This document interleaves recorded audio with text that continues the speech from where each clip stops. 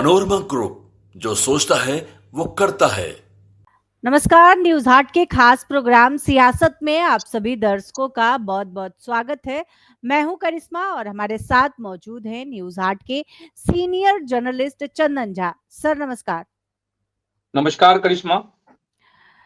Sir, Chirag Paswan का एक बयान सामने आया है और चिराग पासवान बिहार में हो रहे विधानसभा चुनाव को लेकर बयान दिया है। कहा जा रहा है कि चिराग पासवान का मन डोल रहा है, बिहार में मन लग रहा है, दिल्ली में उनका मन नहीं लग रहा है। कई तरह की बातें चिराग पासवान को लेकर चल रही है। अब विधानसभा चुनाव को लेकर उन्होंने खुलकर बातें कही है। सर, चिराग पासवान का क्या कहना है? करिश्मा, शुरुआत में उनके बहनोई हैं, जीजा हैं और जमुई के सांसद हैं अरुण अरुण भारती। भारती। हाँ, उनका एक बयान आया था और उन्होंने कहा था कि पार्टी के लोक जनशक्ति पार्टी जो है, लोक जनशक्ति पार्टी रामविलास के जो कार्यकर्ता हैं और चिराग के को जो चाहने वाले लोग हैं, वह चाहते हैं कि वह विधानसभा का चुनाव लड़े।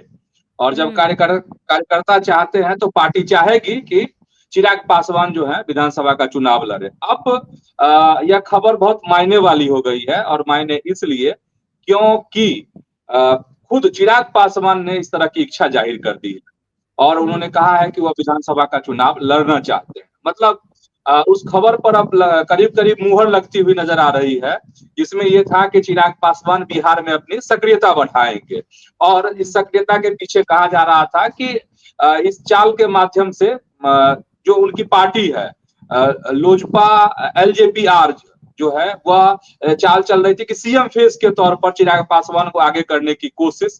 तो अब लग रहा है कि वाकई में खबर उसी तरफ बढ़ रही है, क्योंकि चिराग पासवान खुद इस बात की तस्दीक कर दे रहे हैं और कह रहे हैं कि वह विधानसभा का चुनाव लड़ना चाहते हैं। बहुत इंटरेस्टिंग है और इंटरेस्टिंग यह भी होगा कि चिराग पासवान आखिर कहां से चुनाव लड़ते हैं और जिस सीट से भी अगर चिराग पासवान चुनाव लड़ेंगे, वाकई में वह सीट बहुत दिलचस्प होगा, हॉट सीट मानी जाएगी। सबकी निगाहें उस सीट पर लगी हुई रहेगी। हाँ, सबकी निगाहें वहां पर टिकी हुई रहेंगी। सर, जो प्रभारी है वो बदल दिए गए हैं, सभी जिलों में नए प्रभारी बनाए गए हैं। सम्राट चौधरी को पटना की जिम्मेवारी दी गई है। सर, इसके पीछे क्या कारण है? कारण जो प्रभारी बदले गए हैं, मतलब नई सूची प्रभारियों की, प्रभारी मंत्रियों की सूची जारी हुई है। पहले जो भी प्रभार में थे उन सबको इससे मुक्त कर दिया गया है। बहुत चीजों में बदलाव किया गया है, खास ध्यान रखा गया है चुनाव को मद्देनजर रखते हुए। इसमें यह है जो किसी विधानसभा से या फिर उस जिला के अगर हैं कोई मंत्री, तो उनको वहां का प्रभारी नहीं बनाया गया है, किसी अन्य जगह की जिम्मेदारी उन्हें दी गई है ताकि उन पर किसी तरह का पक्षपात का आरोप नहीं लगे विकास को लेकर। और यह चुनावी वर्ष है, इसलिए सरकार जो है, नीतीश कुमार जो है, बहुत फूक फूक कर कदम बढ़ा रहे हैं कि सभी जगह का विकास हो और विपक्ष जो है एनडीए को, जदयू को, नीतीश कुमार को इस मसले पर घेर नहीं सके। अब जो जिम्मेदारी मिली है करिश्मा, वो बताना जरूरी है, क्योंकि पहले भी इस तरह की लिस्ट जारी हुई थी, पहले से लोग प्रभार में थे, लेकिन बदलाव किया गया है। अब जो अधिसूचना जारी हुई है उसके मुताबिक डिप्टी सीएम सम्राट चौधरी को पटना, डिप्टी सीएम विजय सिन्हा को मुजफ्फरपुर, विजय चौधरी को पूर्णिया और नालंदा और विजेंद्र प्रसाद यादव को वैशाली की जिम्मेदारी मिली है, जबकि डॉक्टर प्रेम कुमार को कैमूर, श्रवण कुमार को समस्तीपुर और मधेपुरा, संतोष सुमन को औरंगाबाद, सुमित सिंह को सारन, रेणु देवी को सिवान, मंगल पांडे को दरभंगा की जिम्मेदारी, नीरज कुमार सिंह को कटिहार, अशोक चौधरी को सीतामढ़ी और जहानाबाद की जिम्मेदारी मिली है, लेसी सिंह को मधुबनी की जिम्मेदारी मिली है, मदन साहनी को सुपौल की, नीतीश मिश्रा को अररिया की जिम्मेदारी मिली है, जबकि नितिन नवीन को बक्सर, महेश्वर हजारी को खगड़िया, शीला कुमारी को लखीसराय, सुनील कुमार को पूर्वी चंपारण और जब जनक राम को पश्चिमी चंपारण, हरीश सहनी को अरवल और कृष्णनंदन पासवान को गोपालगंज, जयंत राज को रोहतास, जमा खान को किशनगंज,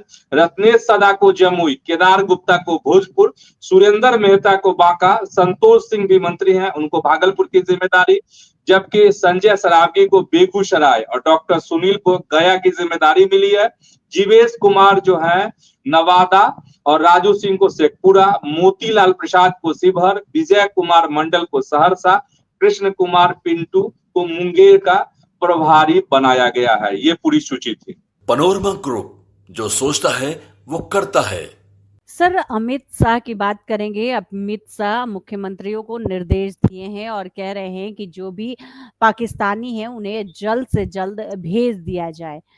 भारत यानी कि पटना में भी पाकिस्तानी है, 22 पाकिस्तानी पटना में हैं, उनको भी जल्द से जल्द भेजने का निर्देश अमित शाह के द्वारा दिया गया है। सर, क्या कुछ है पूरी खबर? ये पटना में करिश्मा 27 पाकिस्तानी हैं जो अभी फिलहाल रह रहे हैं। उसको अलग अलग जो थाने क्षेत्र में ये पाकिस्तानी रह रहे हैं उनको सूचना दी गई है कि वह यहाँ से जो है वापस चले जाए। अगर ट्रेन से जा रहे हैं तो उसके टिकट को स्थानीय जो थाना है उसको उसकी फोटो कॉपी जमा करें। अगर फ्लाइट से जा रहे हैं पाकिस्तान वापस, जो टिकट है फ्लाइट की उसकी फोटो कॉपी जमा करनी होगी उन्हें थाने में। अगर ये 27 में से जो है पाकिस्तानी नागरिक जो हैं जो पटना में रह रहे हैं, इन सभी का वीजा रद्द कर दिया गया है और इनको तुरंत जो है अपने मुल्क पाकिस्तान लौटना है। अगर यह नहीं लौटते हैं तो इन्हें कभी भी जो वीजा नियम है उसके उल्लंघन के आरोप में गिरफ्तार किया जा सकता है। और सबसे बड़ी बात यह है कि गृह मंत्री अमित शाह ने आज दोपहर में ही देश भर के तमाम जो मुख्यमंत्री हैं अलग अलग राज्यों के, सभी मुख्यमंत्रियों के साथ, नीतीश कुमार के साथ, सभी मुख्यमंत्रियों के साथ उनकी मीटिंग हुई है और उस मीटिंग में उन्होंने अपील की है तमाम सीएम से, तमाम जो अलग अलग राज्यों के जो मुख्यमंत्री हैं उनसे कि उनके राज्य में जो पाकिस्तानी नागरिक हैं उसकी पहचान की जाए और उन्हें वापस जो है पाकिस्तान भेजा जाए। तो बहुत केंद्र जो है जो पहलगांव की जो घटना हुई उससे केंद्र जो एकदम उस पर सख्त रवैया अपनाए हुए है। हालांकि बहुत सारे कदम हैं जो भारत सरकार, डिप्लोमेटिक कदम हैं जो उठाए गए हैं और आगे भी बहुत सख्त कदम कहा जा रहा है। कल ही हमने कार्यक्रम किया था, फाइटर जेट जो है अभ्यास कर रहा है और उस अभ्यास का नाम ही रखा गया है आक्रमण। तब केंद्र सरकार का, मोदी की सरकार का क्या मिजाज है इस मसले पर सहज समझा जा सकता है। और जिस तरीके से गृह मंत्री अमित शाह ने आज दोपहर में तमाम मुख्यमंत्रियों से बातचीत की है कि जो भी पाकिस्तान के नागरिक में है, देश के किसी कोने में है, उन्हें जल्द से जल्द देश से वापस उनके मुल्क भेजा जाए। सर, दिलीप जायसवाल का भी इस मामले को लेकर बयान सामने आया है। हाँ, दिलीप जायसवाल भी कह रहे हैं कि हम लोग की संस्कृति है उस को हम लोग नहीं भंग करेंगे। हम लोग सम्मान पूर्वक जो भी पाकिस्तान के नागरिक हैं उन्हें उनके देश भेजने का काम करेंगे। सर, प्रधानमंत्री नरेंद्र मोदी बिहार आ रहे हैं। कहा जा रहा है कि बिहार में फिर से वो आ रहे हैं 4 तारीख को। सर, क्या कुछ कार्यक्रम है और फिर बिहार आने की जरूरत पीएम मोदी को क्यों पड़ी? क्योंकि बिहार में विधानसभा का चुनाव है और पिछले ही दिन, कल ही प्रधानमंत्री बिहार में थे, मधुबनी में थे, उनकी सभा हुई। लेकिन पूरा का पूरा पंचायती राज दिवस पे यह कार्यक्रम था करिश्मा, लेकिन पूरा का पूरा जो अगर कार्यक्रम को आप देखेंगे तो सेंट्रिक ये पहलगांव ही था। और पीएम मोदी ने यहाँ से हुंकार भर करके पूरी दुनिया को अपनी बात पहुंचाने की कोशिश की कि जो भी इसके लिए दोषी है उसको हम धरती के अंतिम छोर तक उसका पीछा करेंगे, मिट्टी में मिला देंगे। तो इस तरह के स्पष्ट संदेश जो है पीएम ने कल दिए थे। और पहले से यह तय कार्यक्रम था, पहले से रैली जो है सभा यह तय थी। और चूंकि चुनावी वर्ष है बिहार में, इस साल के अंत में चुनाव होना है अक्टूबर नवंबर में, तो ये था कि पूरा का पूरा चुनावी चीजें होती, लेकिन कहीं ना कहीं कार्यक्रम जो है पहलगांव को लेके सेंट्रिक हो गया। तो अब फिर से कार्यक्रम बना है पीएम मोदी का और अभी हालांकि इसकी आधिकारिक घोषणा नहीं हुई है, लेकिन इसी कार्यक्रम में मुख्यमंत्री नीतीश कुमार ने खेलो इंडिया कार्यक्रम का यहाँ आगाज होने वाला है, उसकी शुरुआत होने वाली है। तो उसी में सीएम ने पीएम को आमंत्रित किया है। तो 4 मई को यह कार्यक्रम है पटना में। तो मगध क्षेत्र को कहा जा रहा है कि पीएम मोदी आएंगे तो मगध क्षेत्र को साधने की कोशिश होगी चुनाव के दृष्टिकोण से। और जो कार्यक्रम है खेलो इंडिया गेम का जो आरंभ हो रहा है वो तो होगा ही। एक ये हो गया। दूसरी खबर है शाहबाद जो है पीएम आ सकते हैं और इसकी तारीख बताई जा रही है कि 30 मई को संभवतः वह फिर से बिहार आएंगे शाहबाद क्षेत्र में। तो कहा जा रहा है या तो औरंगाबाद में सभा हो सकती है या फिर सासाराम में सभा हो सकती है पीएम मोदी की। और शुरुआत में ही हमने कह दिया कि यह साल जो है चुनाव का वर्ष है और शाहबाद और मगध का जो क्षेत्र है उसमें जब लोकसभा का चुनाव हुआ था तो उसमें एनडीए कमजोर पड़ा था। तमाम सीटें जो हैं एनडीए यहाँ से हार गई थी।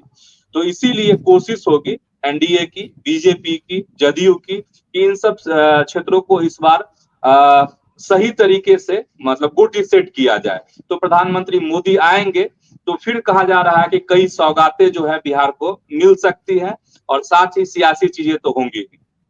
तो आज के इस वीडियो में बस इतना ही। आगे की खबरों के लिए आप हमारे चैनल न्यूज़ हाट को सब्सक्राइब कर लें। अगर फेसबुक पर देख रहे हैं तो पेज को लाइक करना ना भूलें। हमारी वेबसाइट है newsheart.com, उसे भी जरूर विजिट करें। धन्यवाद।